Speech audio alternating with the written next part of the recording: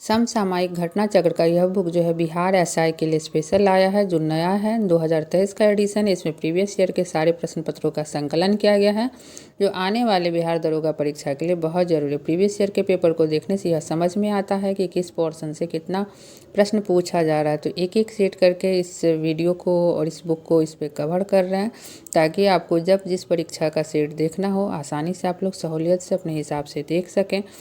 इसमें जो है कुल आपको 9 सेट है। तो बिहार एसआई प्रारंभिक परीक्षा 2021 का सेट जो है इस चैनल पे पहले ही अपलोड कर दिया गया है। इस बार हम बिहार एसआई मुख्य परीक्षा 2021 का सेट देखेंगे।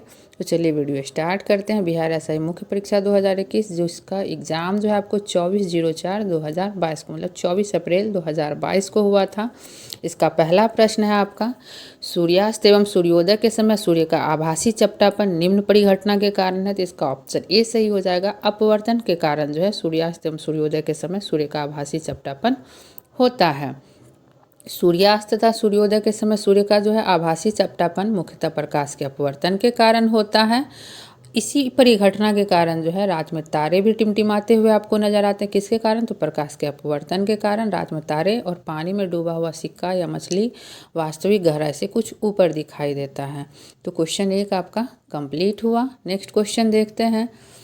प्रथम विश्व युद्ध के दौरान कौन सा देश 1915 में ब्रिटेन के खिलाफ केंद्रीय बलों में शामिल हुआ? तो आपका ऑप्शन बी सही हो जाएगा, बुल्गारिया। बुल्गारिया जो है प्रथम विश्व युद्ध के दौरान बुल्गारिया वर्ष 1915 में ब्रिटेन के खिलाफ केंद्रीय बलों में शामिल हुआ था।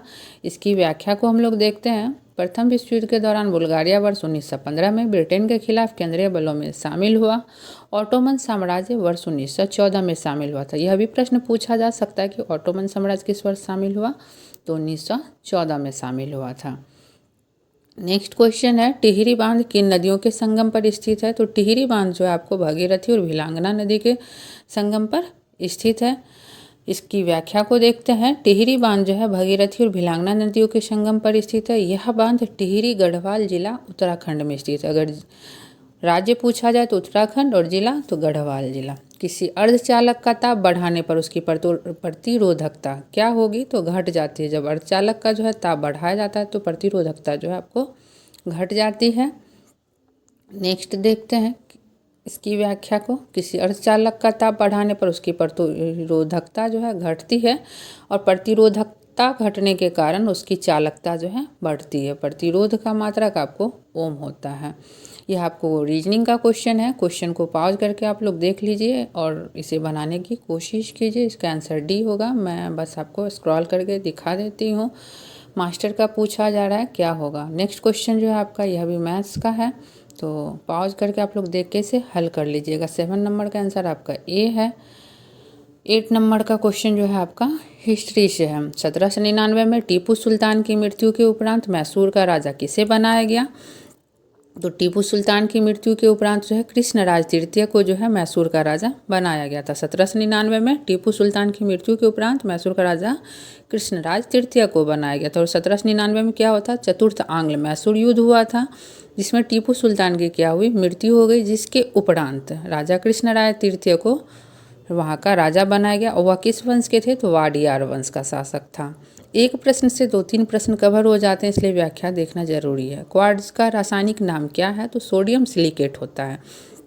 क्वार्ट्ज का रासायनिक नाम सोडियम सिलिकेट, और इसका सूत्र क्या हो जाएगा आपको? Na2SiO3। अगर प्रश्न पूछा जाए सोडियम सिलिकेट का रासायनिक सूत्र तो Na2SiO3।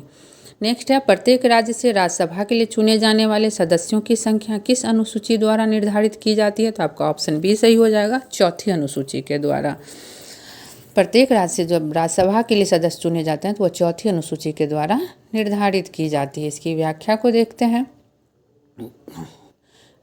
11 और 12, 11 जो है आपका मैथ का क्वेश्चन है और 12 जो है आपका हिस्ट्री का क्वेश्चन है। जलियांवाला बाग की घटना किस वर्ष में घटित हुई थी? 1919 में। और डेट क्या था? तो 13 अप्रैल 1919 को घटित हुई थी, अमृतसर पंजाब में। 13 नंबर क्वेश्चन है आपका, बांग्लादेश एक स्वतंत्र राष्ट्र कब बना? तो आपको ऑप्शन डी सही हो जाएगा। 1971 में जो है बांग्लादेश एक स्वतंत्र राष्ट्र बना। इससे पूर्व यह क्या था? पूर्वी पाकिस्तान के रूप में पाकिस्तान का भाग था 1971 से पहले। नेक्स्ट क्वेश्चन आपका, निम्नलिखित में से किस में चांदी नहीं है? तो जर्मन सिल्वर में जो है चांदी नहीं है। जर्मन सिल्वर एक मिश्र धातु है, किसका? तो तांबा, निकेल व जस्ता का।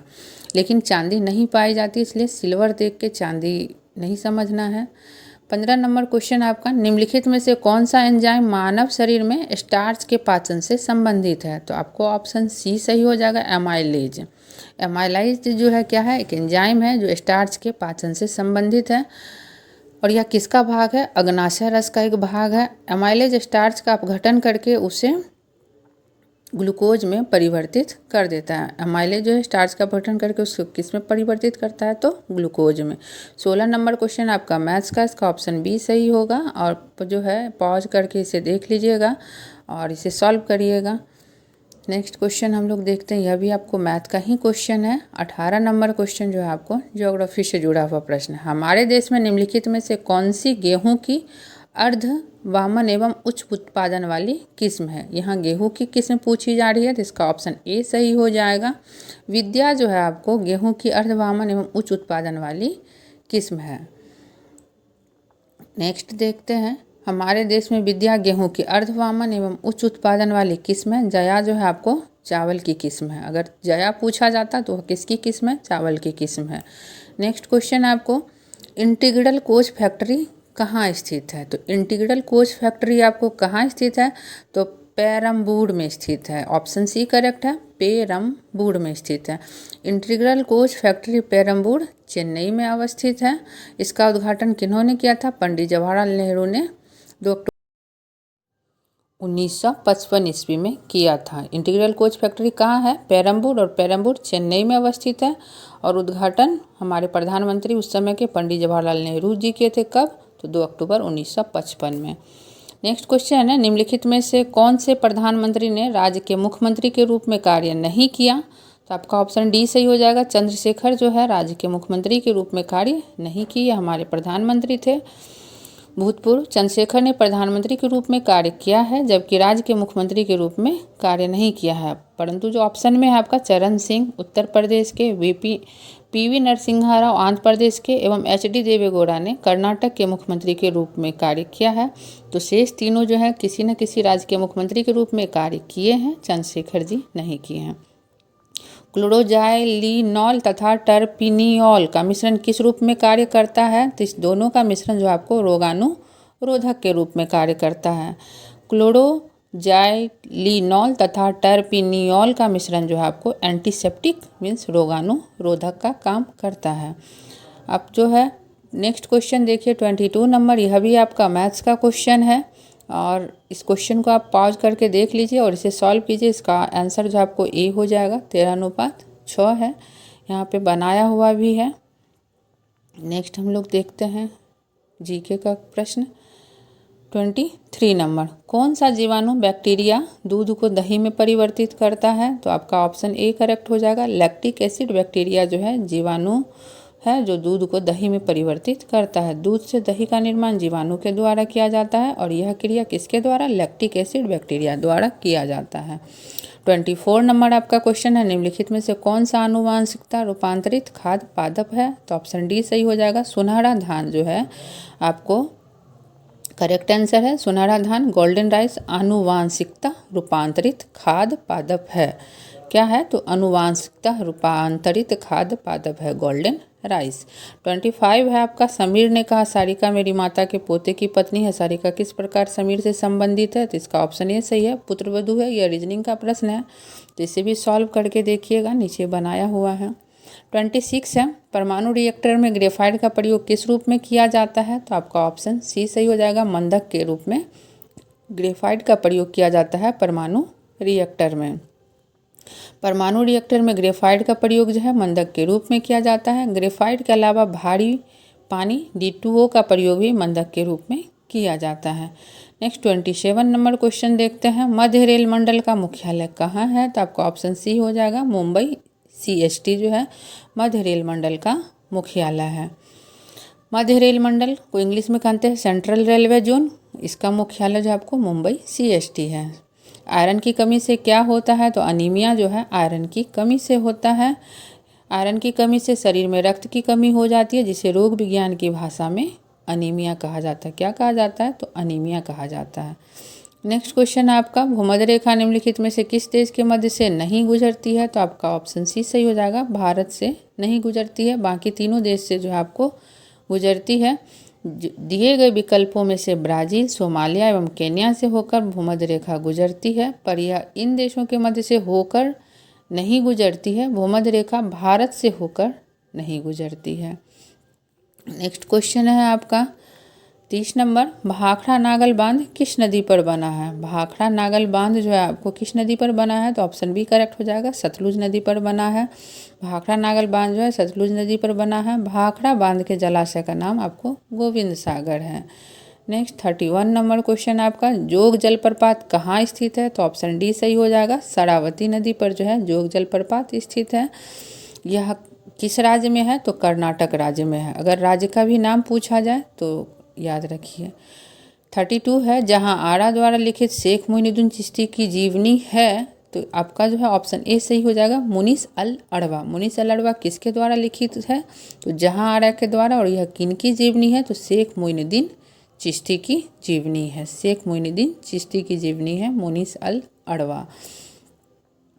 जहां आरा द्वारा लिखित शेख मोइनुद्दीन चिश्ती की जीवनी जो है आपको मुनीस अल अड़वा है। क्वेश्चन को किसी भी तरह से पूछा जाए याद रखना है। महात्मा गांधी ने असहयोग आंदोलन को कब वापस लिया था? आपको फरवरी 1922 में जो है वापस लिए थे। ऑप्शन ए करेक्ट हो जाएगा।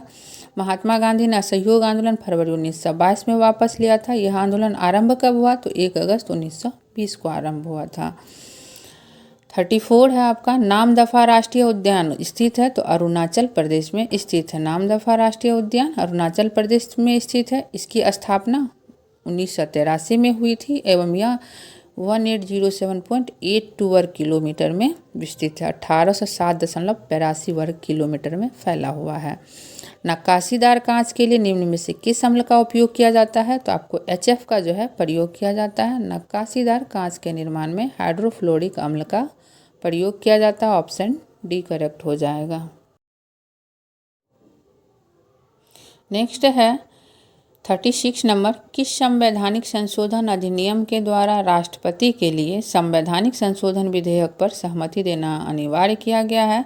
आपका ऑप्शन ए करेक्ट हो जाएगा। 24वें संवैधानिक संशोधन 1971 के द्वारा राष्ट्रपति के लिए संवैधानिक संशोधन विधेयक पर सहमति देना अनिवार्य किया गया है। कौन सा है? तो 24वां संवैधानिक संशोधन कब हुआ था? 1971 के द्वारा।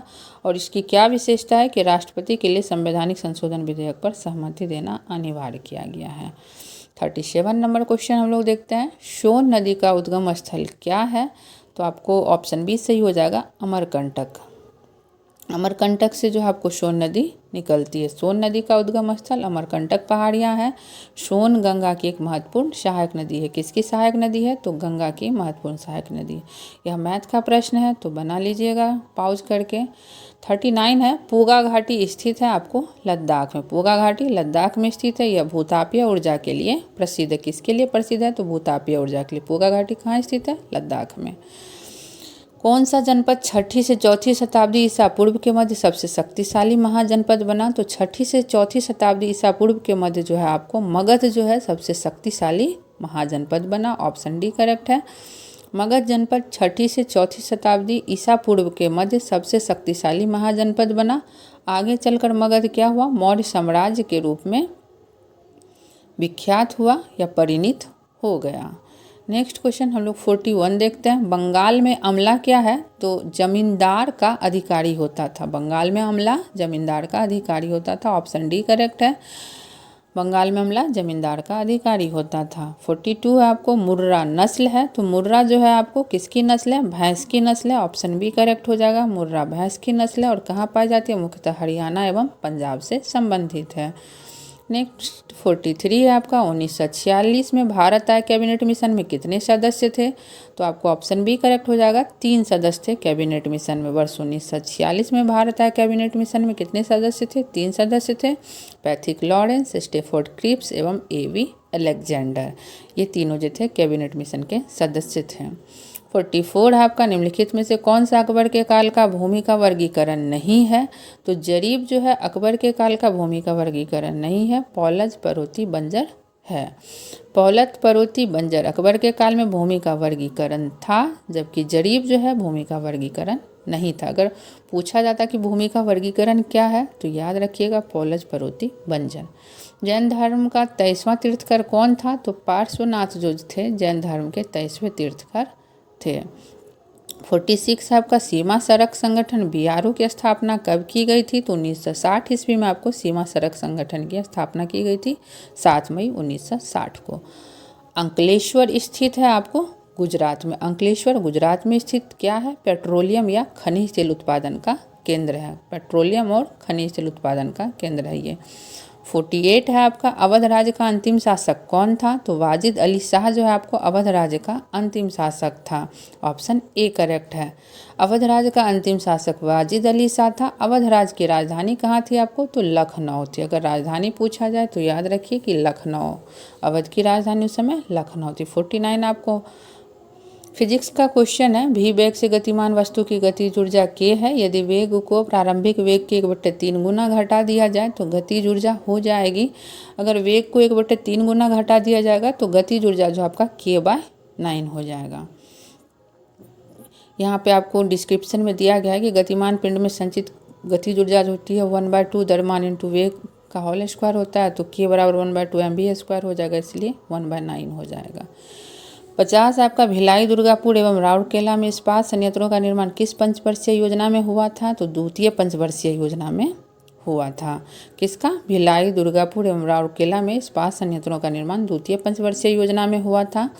भिलाई छत्तीसगढ़ में है, दुर्गापुर पश्चिम बंगाल में और राउरकेला कहाँ है? उड़ीसा में अवस्थित है। 51 है आपका, निम्न में से कौन सी धातु केवल पराबैंगनी तरंगों की प्रतिक्रिया पर अपने पृष्ठ से इलेक्ट्रॉन उत्सर्जित करती है? पृष्ठ से क्या करती है? इलेक्ट्रॉन उत्सर्जित करती है। कौन? तो जिंक जो है आपको ऐसा करता है। ऑप्शन सी करेक्ट है। जिंक धातु पर जब पराबैंगनी तरंगों की प्रतिक्रिया होती है तो जिंक के पृष्ठ से इलेक्ट्रॉन का उत्सर्जन होता है और इसे क्या कहते हैं? तापीय उत्सर्जन कहते हैं। पृष्ठ से इलेक्ट्रॉन के उत्सर्जन को तापीय उत्सर्जन कहते हैं। 52 जो आपका रीजनिंग का क्वेश्चन है और इसे आप लोग सॉल्व कर लीजिएगा पॉज करके। इसका ऑप्शन डी हो जाएगा सही, दक्षिण हो जाएगा आंसर। 53 पासा वाला क्वेश्चन, यह भी आपका रीजनिंग का है, इसका भी आंसर ऑप्शन डी है, 6 नंबर सही हो जाएगा। आप लोग पॉज करके इसे सॉल्व करिएगा तो आसानी से समझ में भी आ जाएगा। नेक्स्ट क्वेश्चन आपका 55, वर्ल्ड इकोनॉमिक आउटलुक का प्रकाशन निम्नलिखित में से किस संस्थान द्वारा किया जाता है? तो आपका ऑप्शन सी सही हो जाएगा, अंतर्राष्ट्रीय मुद्रा कोष द्वारा। वर्ल्ड इकोनॉमिक आउटलुक का प्रकाशन आपको कौन करता है? तो अंतर्राष्ट्रीय मुद्रा कोष करता है और इसे क्या कहते हैं इंग्लिश में? IMF, इंटरनेशनल मॉनेटरी फंड द्वारा प्रकाशित किया जाता है और इसका मुख्यालय जो आपको वाशिंगटन DC, IMF का मुख्यालय वाशिंगटन DC। 56 है, वह क्रिया जिसमें एक आर्किड अधिपादप की तरह एक वृक्ष पर आता है क्या कहलाती है?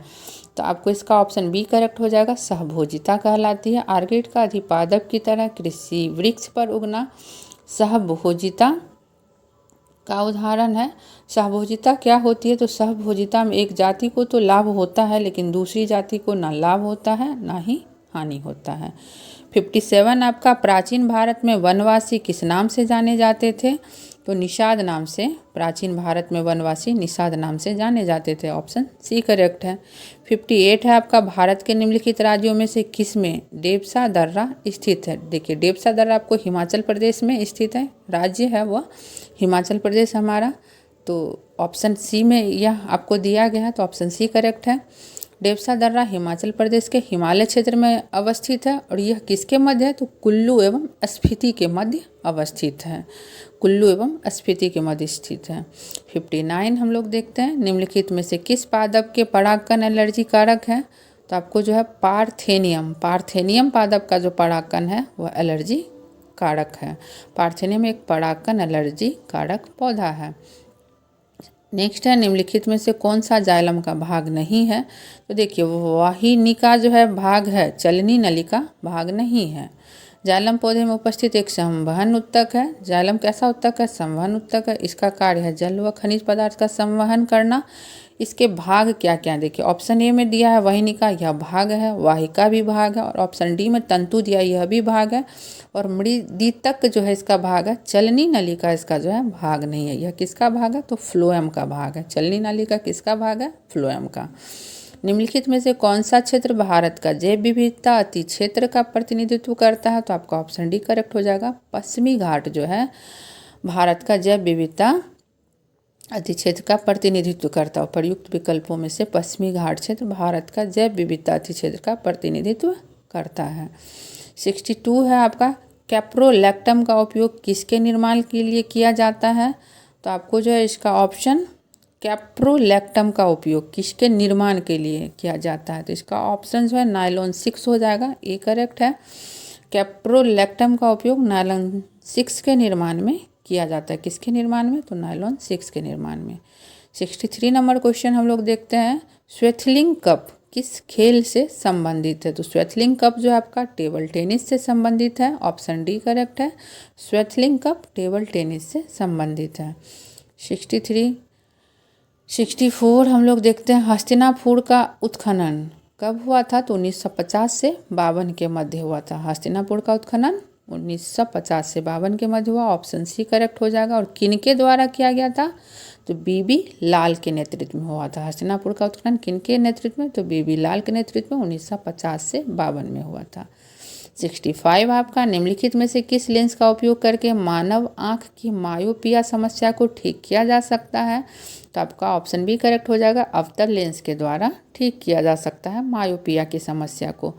मायोपिया को क्या कहते हैं? तो निकट दृष्टि दोष कहा जाता है। इसमें होता क्या है? तो रोगी को जो है दूर की वस्तु नहीं दिखाई देती, नज़दीक की वस्तु दिखाई देती है। तो इसके उपचार के लिए अवतल लेंस का उपयोग किया जाता है। 66 जो है आपको मैथ का क्वेश्चन है, और इसका ऑप्शन जो है बी सही हो जाएगा। 4 बार विशाल ज़मीन से खड़ा होने के लिए 15 सेकंड लेता है और ज़मीन पर बैठने के लिए 11 सेकंड लेता है। इसको सॉल्व कर लीजिएगा पॉज करके, तो अच्छे से समझ जाइएगा। 67 है, निम्न में से कौन सी वस्तु हड़प्पा सवस्थल से प्राप्त नहीं हुई है? तो आपको ऑप्शन सी सही हो जाएगा। सूती वस्त्र जो है हड़प्पा सवस्थल से प्राप्त नहीं हुई है। बाकी तीनों प्राप्त हुए थे। सूती वस्त्र हड़प्पा सवस्थल से प्राप्त नहीं हुई है, अन्य वस्तुएं हड़प्पा सवस्थल से प्राप्त हुई है। 68 है आपका, निम्न श्रेणियों में से कौन सी पश्चिमी घाट का भाग नहीं है? तो पश्चिमी घाट का भाग नहीं है पूछा जा रहा है। अनाईमुडी, पलनी, कार्डमम है। कामेत जो है पश्चिमी घाट का भाग नहीं है। यह किसका भाग है? यह उत्तराखंड में हिमालय का भाग है। कामेत किसका भाग है? उत्तराखंड में हिमालय का भाग है। किस वर्ष में केंद्र सरकार ने रेल बजट को आम बजट के साथ मिला दिया? तो 2017 में केंद्र सरकार जो है रेल बजट को आम बजट के साथ मिला दिया। उस समय हमारी वित्त मंत्री निर्मला सीतारमण थी, जो अभी भी हैं। कृष्णदेव राज ने अपनी माता के नाम पर विजयनगर के समीप किस उपनगर की स्थापना की थी? तो नागलपुरम उपनगर की स्थापना किए थे। कौन? तो कृष्णदेव राय ने अपनी माता के नाम पर विजयनगर के समीप नागलपुरम उपनगर की स्थापना किए थे। 71 है आपका, एक गैस CaO के साथ तो क्रिया करता है परंतु NaHCO के साथ नहीं। वह गैस कौन सा? तो CO2 जो है आपको CaO के साथ तो क्रिया करता है परंतु NaHCO के साथ नहीं करता है। 72 में आपको लुप्त संख्या ज्ञात करना है, तो 8 हो जाएगा। पॉज करके सॉल्व कर लीजिएगा। मैं आपको क्वेश्चन दिखा दे रही हूँ। 73 भी जो है आपका क्वेश्चन है रीजनिंग का, ट्रेन को कैसे लिखा जाएगा? तो ऑप्शन डी करेक्ट हो जाएगा। 74 जीके का क्वेश्चन है, भारत के नियंत्रक एवं महालेखा परीक्षक को उसके पद से हटाने की प्रक्रिया नियम किसके समान है?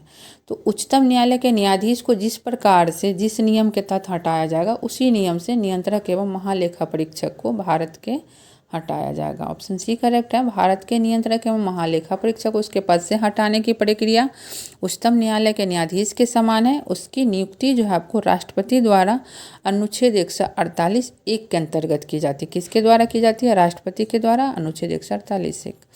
शब्द सेरीकल्चर आपको किससे संबंधित है? तो रेशम से संबंधित है। ऑप्शन डी करेक्ट है। सेरीकल्चर रेशम उत्पादन से संबंधित है। 76 आपका, निम्नलिखित में से कौन सी विश्व की हानिकारक जलीय खरपतवार है? तो आइचोर्निया जो है आपको एक हानिकारक जलीय खरपतवार खरपतवार है, इसका दूसरा नाम जलकुंभी है। इसे क्या कहा जाता है? इसे जलकुंभी भी कहा जाता है। यह विश्व की हानिकारक जलीय खरपतवार है। नेक्स्ट हम लोग देखते हैं 77 नंबर क्वेश्चन। निम्न में से कौन सा देश सार्क का सदस्य देश नहीं है? तो आपको ऑप्शन सी हो जाएगा सही। ईरान जो है सार्क का सदस्य नहीं। सार्क के 8 सदस्य देश हैं, भारत, पाकिस्तान, भूटान, नेपाल, बांग्लादेश, श्रीलंका, मालदीव एवं अफगानिस्तान। ईरान सार्क का सदस्य नहीं है। 78 है आपका, किस मुगल सम्राट के शासनकाल में मुगल दरबार में चाहर तस्लीम और जमीन बोस लागू किया गया? तो शाहजहां के शासनकाल में जो है चाहर तस्लीम और ज़मीन बोस लागू किया गया था। मुगल सम्राट शाहजहां के शासनकाल में मुगल दरबार में चाहर तस्लीम और ज़मीन बोस, ज़मीन को चूमना, झुककर इसे लागू किया गया था। 79 है आपका, बौद्ध धर्म में उपदेश देने हेतु किस भाषा का प्रयोग किया जाता था? तो आपका ऑप्शन ए करेक्ट हो जाएगा। पाली भाषा का जो है प्रयोग किया जाता था बौद्ध धर्म में उपदेश देने हेतु, पाली भाषा का प्रयोग किया जाता था। ऑप्शन ए करेक्ट है। 80 नंबर क्वेश्चन है, 14 घंटे एक दिन का कितना भाग है? तो आपका ऑप्शन बी करेक्ट हो जाएगा, 7/12 भाग है। 14 घंटा बड़ा जो है 7/12 दिन होगा। नेक्स्ट आपको 81, अनुचुंबकत्व पदार्थ से क्या तात्पर्य है? तो यह है चुंबक की ओर छीन बल द्वारा आकर्षित होते हैं अनुचुंबकत्व पदार्थ। ऑप्शन डी करेक्ट है। अनुचुंबकीय वे पदार्थ होते हैं जो चुंबक की ओर क्या है, एक कमजोर बल से आकर्षित होते हैं। और इसके एग्जाम्पल क्या है? एल्युमिनियम, सोडियम, ऑक्सीजन आदि, यह अनुचुंबकीय पदार्थ के एग्जाम्पल। किस मौर्य स्तंभ के शीर्ष पर एक विशाल हाथी स्थापित है? तो आपको जो है इसका ऑप्शन सी सही हो जाएगा। संगिसा स्तंभ पर जो है एक विशाल हाथी स्थापित है। यह एक मौर्य स्तंभ है और यह कहाँ स्थित है? तो आपको उत्तर प्रदेश में स्थित है। संगिसा स्तंभ पर विशाल हाथी और उत्तर प्रदेश में। 83 है आपका, पर्यावरण संरक्षण के बारे में जागरूकता फैलाने में सहायक पुस्तक साइलेंट स्प्रिंग के लेखक कौन है? तो आपको रेचल कार्सन जो है साइलेंट स्प्रिंग के लेखक हैं। पर्यावरण संरक्षण के बारे में जागरूकता फैलाने में सहायक पुस्तक साइलेंट स्प्रिंग के लेखक रेचल कार्सन। यह जो है आपको मैथ का क्वेश्चन है, तो इसका ऑप्शन सी सही हो जाएगा। 3 जो है शेषफल बचेगा। 85 है, तिलैया बांध आपको बड़ाकर नदी पर निर्मित है। यह कोडरमा झारखंड में है और बड़ाकर किसकी सहायक है? तो दामोदर की सहायक नदी है। 86 हम लोग देखते हैं, किस एक्ट के द्वारा भारत में ईस्ट इंडिया कंपनी का व्यापारिक एकाधिकार समाप्त कर दिया गया? तो 1813 ईस्वी का जो चार्टर एक्ट था, इसके द्वारा भारत में ईस्ट इंडिया कंपनी का व्यापारिक एकाधिकार समाप्त कर दिया। ऑप्शन सी सही है। 1813 ईस्वी के चार्टर एक्ट के द्वारा भारत में ईस्ट इंडिया कंपनी का व्यापारिक एकाधिकार समाप्त कर दिया गया। यह संख्या श्रेणी में अगला पद क्या होना चाहिए पूछा जा रहा है, तो आपको ऑप्शन बी करेक्ट हो जाएगा। 85326 है। नेक्स्ट 88 है आपका, कोडरमा डेक्स के खनन के लिए जाना जाता है। तो कोडरमा जो है आपको अबड़क के खनन के लिए जाना जाता है। और कोडरमा कहाँ अवस्थित है? तो झारखंड में अवस्थित है। अबड़क के खनन के लिए जाना जाता है और झारखंड में अवस्थित है। 89 में है आपका, सुमेलन करना। एक तरफ सूची है, एक तरफ सूची 2 है। सूची 1 को जो है आपको सूची 2 से सुमेलित करना है, तो इसे हम लोग देखते हैं। 101 का जो है संवैधानिक संशोधन में प्रावधान था वस्तु एवं सेवा कर लागू किया जाना। और बी में जो 102वां संवैधानिक संशोधन है, इसके द्वारा जो है आपको प्रावधान किया गया था आर्थिक रूप से कमज़ोर वर्ग के लिए अधिकतम 10% आरक्षण की व्यवस्था की गई थी। और ऑप्शन सी जो है, ऑप्शन सी में संवैधानिक संशोधन 103वां है। और 104 जो आपको 1 से हो जाएगा, लोकसभा में आंग्ल भारतीय समुदाय के लिए आरक्षित सीटों के प्रावधान को समाप्त किया गया। और 103 जो आपको राष्ट्रीय पिछड़ा वर्ग आयोग का हो जाएगा। तो उत्तर बी हो जाएगा। ए का 3, बी का 4, सी का 3। इसकी व्याख्या को हम लोग देखते हैं तो अच्छी प्रकार से समझ लेंगे। 101 में था वस्तु एवं सेवा कर लागू किया गया। 102 में है राष्ट्रीय पिछड़ा वर्ग आयोग का संवैधानिक दर्जा दिया गया। 103 आर्थिक रूप से कमजोर वर्ग के लिए अधिकतम 10% आरक्षण की व्यवस्था की गई थी। और 104 जो संवैधानिक संशोधन था, लोकसभा में आंग्ल भारतीय समुदाय के लिए आरक्षित सीटों के प्रावधान को समाप्त किया गया था। नेक्स्ट हम लोग देखते हैं 90 नंबर क्वेश्चन, निम्न में से कौन सा कथन प्रत्यावर्ती धारा के लिए सही नहीं है? तो इसका परिमाण समान रहता है। यह जो है प्रत्यावर्ती धारा के लिए सही नहीं है। बाकी तीनों कथन जो है आपके सही है। प्रत्यावर्ती धारा AC का परिमाण व दिशा दोनों जो है बदलता रहता है, समान नहीं होता है। इसका परिणाम समान नहीं रहता। 91 भी आपका मैथ का क्वेश्चन है, तो क्वेश्चन को आप लोग पढ़ लीजिएगा पॉज करके और सॉल्व कीजिएगा, तो आपको ऑप्शन सी जो है इसका सही उत्तर निकलेगा 4991। यह कड़े-मूल और विक्रय-मूल से जुड़ा हुआ प्रश्न है। 92 है आपका महात्मा गांधी की जीवनी के लेखक कौन है, तो डी.जी. तेंदुलकर जो है आपको महात्मा गांधी की जीवनी के लेखक हैं। इन्होंने किस नाम से लिखा है, तो महात्मा लाइफ ऑफ मोहनदास करमचंद गांधी शीर्षक से 8 भाग में जो है यह पुस्तक लिखी है। रेगुर मिट्टी किस नाम से जाना जाता है, तो रेगुर मिट्टी जो है आपको काली मिट्टी के नाम से भी जाना जाता है या इसे स्वतः जुताई वाली मिट्टी के नाम से भी जाना जाता है। और यह किसके खेती के लिए उपयुक्त है, तो कपास की खेती के लिए उपयुक्त होती है। 94 है आपका नामेरी बाघ अभयारण्य भारत के किस राज्य में स्थित है, तो असम में जो है नामेरी बाघ अभयारण्य असम में स्थित है। यह कुल 344 वर्ग किलोमीटर में विस्तृत है। 94 का जो है आपको ऑप्शन ए करेक्ट हो जाएगा। 95 आपका निम्नलिखित शब्दों को एक तार्किक क्रम में व्यवस्थित करना है कि कैसे एक तरह से एक अर्थ बन जाए, तो अस्पताल, भर्ती, रोग निदान, उपचार और रोग, ऐसे आपको ऑप्शन दिया गया है। तो देखिए इसका सही क्या हो जाएगा। पहले रोग होगा, रोग होगा तो हम लोग कहाँ जाएंगे, अस्पताल जाएंगे, तो 4 नंबर पहले होगा, फिर 1 होगा और अस्पताल जाएंगे तो हमको भर्ती किया जाएगा। उसके बाद जो है रोग का निदान किया जाएगा, उसके लिए उपचार किया जाएगा। तो 4 1 3 5 2 4 1 3 5 2 आपको ऑप्शन ए में है, तो ऑप्शन ए जो है करेक्ट हो जाएगा। भारत में मीठे पानी की सबसे बड़ी झील जो है आपको वुलर झील है। मीठे पानी की सबसे बड़ी झील वुलर झील है। यह जम्मू एवं कश्मीर केंद्र शासित प्रदेश में अवस्थित है। 97 देखते हैं।